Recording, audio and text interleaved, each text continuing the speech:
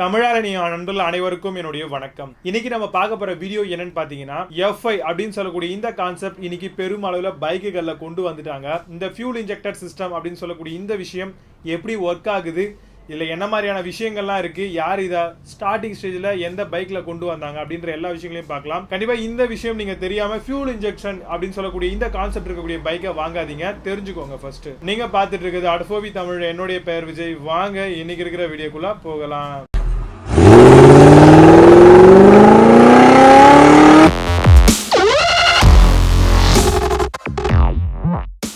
June மாதம் 26ஆம் தேதி 2015 ஹீரோ ஹோண்டா அப்படின்னு சொல்லக்கூடிய கம்பெனி ஹீரோ ஹோண்டாவாக இருந்தது. ஜாயின்ட் வெஞ்சர்ஸாக இருக்கும் பொழுது அவங்க கொண்டு வரப்பட்ட சிஸ்டம் தான் இது. இதுக்கு முன்னாடி 1980களிலேயே கார்களில் அதிக அளவில் பயன்படுத்திட்டு இருக்காங்க ஃபாரின் கண்ட்ரீஸில்.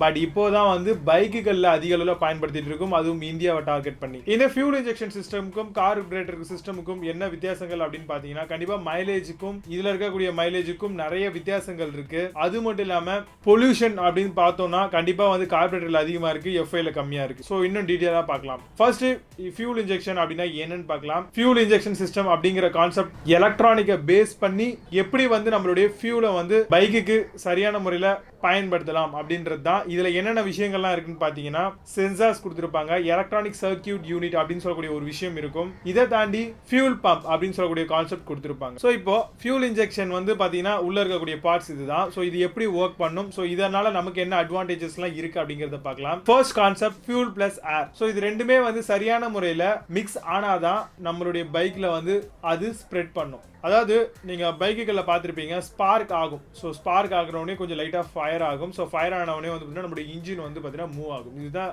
எல்லா பைக்கு கார்களுக்கும் இருக்கக்கூடிய கான்செப்ட். ஸோ இப்படி ஒர்க் ஆகிட்டு இருக்கக்கூடிய இந்த விஷயம் வந்து கார்பரேட்டரில் பார்த்தீங்கன்னா சரியான முறையில் வந்து இந்த ஏர் ஃபியூல் ரேஷியோ வந்து கரெக்டாக இருக்காது. சிலது வந்து எரியாமல் கூட போகலாம். ஸோ வேஸ்டேஜ் நிறைய இருக்குது, இதனால மைலேஜ் பெரிய அளவில் அடி வாங்குது. பட் இதுவே வந்து F5ல பார்த்தீங்க அப்படின்னா உள்ள இருக்கக்கூடிய சென்சார்ஸ் வந்து கொடுத்துருக்காங்க. ஸோ இந்த சென்சார் வந்து பார்த்தீங்கன்னா சென்சிங் பண்ணிக்கிட்டே இருக்கும் எந்த அளவுக்கு ஃபியூல் ரேஷியோ மிக்சர் போகுது. அதாவது ஏற்கனவே ப்ரீபில்டா அதில் என்ன கான்செப்ட் டிசைன் பண்ணியிருக்காங்களோ ஸோ அந்த கான்செப்ட்ல அது வந்தால் மட்டும்தான் அது வந்து அலோவ் பண்ணும். ஸோ இதனால வந்து பார்த்தீங்கன்னா நம்மளுக்கு ஏர் ஃபியூல் மிக்சர் ரேஷியோவில் வந்து எந்த ஒரு பிரச்சனையும் வராது.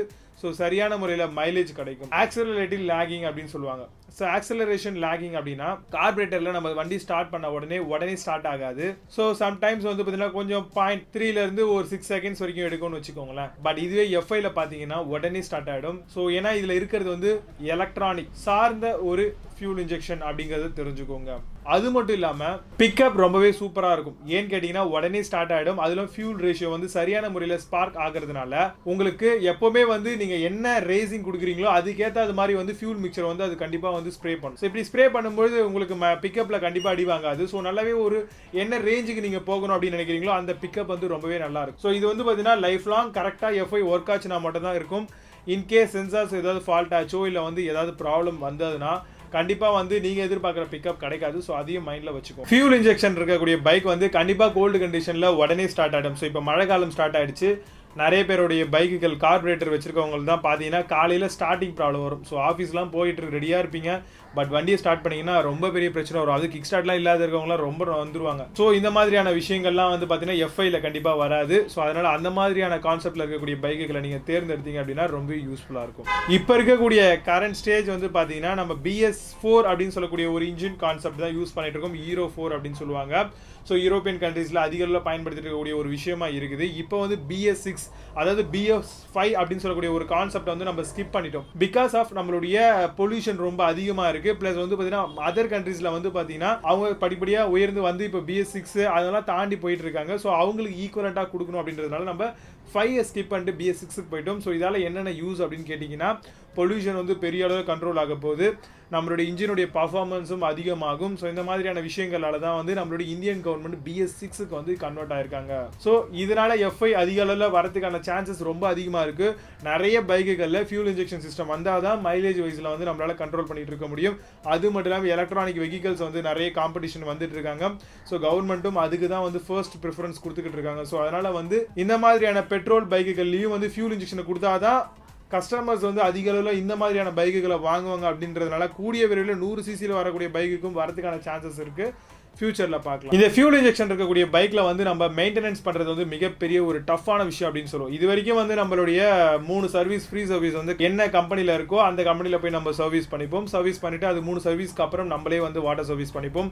இல்லை இன்கேஸ் வந்து நம்ம லோக்கல் சர்வீஸ் நம்ம ஃப்ரெண்ட்ஸோ இல்லை வந்து ரிலேட்டிவ்ஸோ இல்லை ரெகுலராக நம்ம ஒரு கடையில் பண்ணிக்கிட்டு இருப்போம். பட் எஃப்ஐ இருக்கக்கூடிய பைக்குகளில் வந்து பார்த்தீங்கன்னா மெயின்டெனன்ஸ் அப்படின்னு பார்க்கும்பொழுது ரொம்பவே இம்பார்ட்டன்ஸ் கொடுக்க வேண்டிய ஒரு முக்கியமான விஷயமா பார்க்குறோம். லோக்கல் ஷாப்புகளில் வந்து சென்சாரை பற்றின விஷயங்கள் தெரியாமல் இருக்குது, ஒரு அவேர்னஸ் இல்லாமல் இருக்காங்க. ஸோ அதனால் அவங்கக்கிட்ட நீங்கள் சர்வீஸ் பண்ணிங்க அப்படின்னா கண்டிப்பாக அது பிரச்சனைக்குள்ளே ஆகக்கூடிய ஒரு விஷயமா இருக்குது. ஸோ அதனால் நீங்கள் என்ன பண்ணணும்னா உங்களுடைய ஆத்தரைஸ்டு சர்வீஸ் டீலர்ஷிப்பை கான்டாக்ட் பண்ணி அங்கே தான் நீங்கள் சர்வீஸ் பண்ணுற மாதிரி இருக்கும். அப்போ தான் வந்து சென்சார்ஸில் ஏதாவது ப்ராப்ளம் இருந்தால் ஃபைண்ட் அவுட் பண்ண முடியும், ECUவில் ஏதாவது இருந்தால் நம்மளால் செக் பண்ணிக்க முடியும். ஸோ அதனால் அதையும் மைண்டில் வச்சுக்கிட்டு எஃப்ஐயை சூஸ் பண்ணலாமா வேணாமான்றதையும் தெரிஞ்சுக்கோங்க. ஃபியூல் இன்ஜெக்ஷன் அப்படின்னு சொல்லக்கூடிய விஷயத்த நிறைய ரொம்ப கிளியராகவே பார்த்தோம். இப்போது என்ன பைக்குகளில் வந்து கொடுக்குறாங்க அப்படிங்கிறதையும் தெரிஞ்சுக்கிட்டோம். என்ன மாதிரியான காஸ்ட்டு என்ன மாதிரியான ஸ்பெக்ஸில் நம்ம வாங்கினா நல்லாயிருக்கும் அப்படின்னு கேட்டிங்கன்னா இப்போ இருக்கிற கரண்ட் சுச்சுவேஷன் படி 125cc அண்ட் அபோவில் இருக்கக்கூடிய பைக்குகளில் வாங்கினீங்க அப்படின்னா ஃபியூல் இன்ஜெக்ஷன் வச்ச பைக் உங்களுக்கு ரொம்பவே யூஸ்ஃபுல்லாக இருக்கும். 125 கீழே இருக்கக்கூடிய எந்த ஒரு பைக்காக இருந்தாலும் கண்டிப்பாக வந்து ஃபியூல் இன்ஜெக்ஷன் அப்படிங்கிறது தேவை கிடையாது. கார்பரேட்டடே எனஃப் அப்படின்னே சொல்லலாம். பிகாஸ் ஆஃப் அது வந்து பார்த்தீங்கன்னா உங்களுக்கு ஹையர் பிக்கப்லாம் கொடுக்க போகிறது இல்லை, நார்மலாக போகக்கூடிய ஒரு ஸ்பீட் ரேஞ்ச் தான் மெயின்டைன் பண்ணுவாங்க. ஸோ அதனால் அதுக்கு தேவை கிடையாது. நீங்கள் 125cc and above, for example 125 அப்படின்னு நீங்கள் கேட்டிங்கன்னா டியூக் சொல்லலாம். அதே மாதிரி பல்சர் 125cc வரப்போகுது. ஸோ இந்த மாதிரியான பைக்குகள் இன்னும் வரல, பட் வந்துச்சு அப்படின்னா கண்டிப்பாக நீங்கள் பர்ச்சேஸ் பண்ணிக்கலாம். இன்னுமே பெஸ்ட் எதுன்னு கேட்டிங்கன்னா 150க்கு மேலே இருக்கக்கூடிய பைக்குகளில் ஃபியூல் இன்ஜெக்ஷன் இருக்கக்கூடிய பைக்காக பார்த்து வாங்கினீங்க அப்படின்னா ரொம்பவே அட்வான்டேஜாக இருக்கும் உங்களுக்கு. பட் காஸ்ட் வைஸில் பார்க்கும்பொழுது கார்பரேட்டரை விட ஃபியூல் இன்ஜெக்ஷன் அதிகமாக தான் இருக்கும். ப்ளஸ் எப்படி நம்ம twelve channel ABS single channel ABS சொல்கிறோமோ காஸ்ட் எப்படி டிஃபர் ஆகுதோ அதே மாதிரி வந்து இந்த பைக்குகள்லையுமே வந்து உங்களுக்கு ஃபியூல் இன்ஜெக்ஷன் இருந்துச்சு அப்படின்னா காசு வந்து ஒரு 10,000 அதிகமாக தான் இருக்கும். ஸோ அதில் எந்த ஒரு மாற்று கருத்தும் கிடையாது. ஸோ உங்களுடைய பட்ஜெட்டுக்குள்ளே வருது, நீங்கள் நல்ல ஒரு பைக் எடுக்கணும், இந்த மாதிரியான மெயின்டெனன்ஸ் இந்த மாதிரியான விஷயங்கள்லாம் உங்களுக்கு தேவைப்படுதுன்னா நீங்கள் சூஸ் பண்ணிக்கலாம். ஃபியூல் இன்ஜெக்ஷன் இருக்கக்கூடிய பைக்கை பொறுத்த வரைக்கும் நீங்கள் ரெகுலராக மெயின்டைன் பண்ண வேண்டிய ஒரு விஷயமா இருக்குது. ஸோ அதில் வந்து ரிசர்வ் அப்படின்னு சொல்லக்கூடிய ஒரு ஆப்ஷன் கிடையாது. அதையும் நல்லா மைண்டில் வச்சுக்கோங்க. ரிசர்வ் இல்லாத காரணத்தினால இப்போ நம்ம நார்மல் கார்பரேட்டர் பைக்காக இருந்தது அப்படின்னா 2 லிட்டர் ரிசர்வ் அப்படின்னு சொல்லி கொடுப்பாங்க. பட் இதில் கிடையாது. ஸோ நீங்கள் ஃபியூலை ஃபுல்லாக ட்ரைவ் பண்ணிட்டீங்க அப்படின்னா மிகப்பெரிய ஒரு இஷ்யூ ஆகிடும் உங்களுக்கு. ஸோ அதனால் ஃபியூலை வந்து சரியான முறையில் மெயின்டைன் பண்ணிக்கோங்க ஃபியூல் இன்ஜெக்ஷன் இருக்கக்கூடிய பைக்கை பொறுத்த வரைக்கும். பட் இது கார்பரேட்டர் பொறுத்த வரைக்கும் இந்த இஷ்யூ இருக்காது, ஏன்னா நம்மளுக்கு ரிசர்வ் கொடுத்துரும். ஸோ அதுக்குள்ளே நம்ம ஃபியூலை வந்து நிரப்பிடும். ஸோ அதனால் அந்த இஷ்யூ இருக்காது. பட் எஃப்ஐயில் வந்து இந்த பிரச்சனை இருக்குது. அதனால் அதை பார்த்து நீங்கள் மெயின்டைன் பண்ணிக்க வேண்டியது மிக மிக இம்பார்ட்டண்ட்டான விஷயம். அதே மாதிரி இன்ஜின் ஆயிலை கரெக்டாக மெயின்டைன் பண்ணிக்கோங்க. ஏர் ஃபில்டரையும் நல்லா க்ளீன் பண்ணி கரெக்டாக யூஸ் பண்ணுங்கள். ஸோ இந்த மாதிரியான விஷயங்கள்லாம் நீங்கள் ஃபாலோ பண்ணீங்க அப்படின்னா மட்டும்தான் உங்களுக்கு இது யூஸ்ஃபுல்லாக இருக்கும். ஸோ கண்டிப்பாக ஃபியூல் இன்ஜெக்ஷன் இருக்கக்கூடிய பைக் வந்து ஃபியூச்சரில் நிறைய பைக்குகளில் வரதுக்கான வாய்ப்புகள் பெரிய அளவில் இருக்குது. ஸோ அதனால் தைரியமாக நீங்கள் பர்ச்சேஸ் பண்ணிக்கலாம். ஸோ உங்களுக்கு ஏதாவது டவுட்ஸ் ஏதாவது இருந்தது அப்படின்னா மறக்காமல் கீழே இருக்கக்கூடிய கமெண்ட் பாக்ஸில் கமெண்ட் பண்ணுங்கள். நம்மளுடைய சேனலில் நியூ மெம்பராக இருந்தீங்கன்னா சப்ஸ்கிரைப் பண்ணிக்கோங்க, கூடவே இருக்கக்கூடிய பெல் ஐக்கான் கிளிக் பண்ணிக்கோங்க. மீண்டும் நல்ல ஒரு சூப்பரான பதிவோடு சந்திக்கிறேன். நன்றி, வணக்கம்.